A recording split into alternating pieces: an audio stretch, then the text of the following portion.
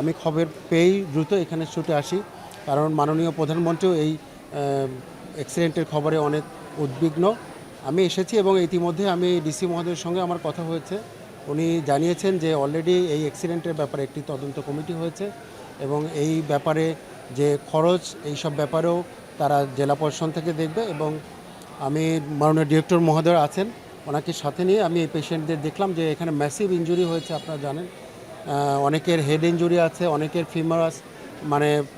Femur injury আছে, humerus, হাতের পায়ের এগুলো আছে এবং কারো কারো ক্ষেত্রে আমি দেখলাম যে তাদের আত্মীয় স্বজনও এখন পর্যন্ত খবর পায়নি বা আসেনি।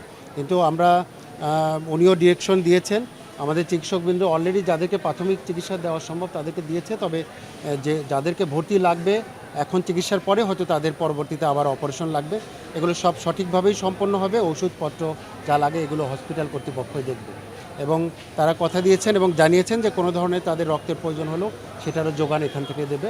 আমরা সর্বোচ্চ গুরুত্ব সহকারে এই অ্যাক্সিডেন্টের রোগীদের খেয়াল রাখছে হসপিটাল।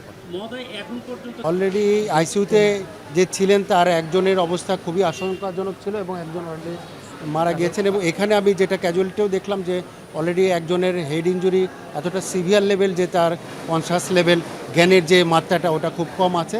এখানে ঝুঁকিতে অনেক আছে, আবার ফিমার ইনজুরি হচ্ছে, পুরো ফ্র্যাকচার হয়ে গিয়েছে, অনেকেই মারাত্মক ঝুঁকির মধ্যে আছে। প্রয়োজন অনুসারে যাদেরকে রেফার করতে হবে তাদেরকে ঢাকায় আমরা রেফার করব। আপনাদেরকে ধন্যবাদ।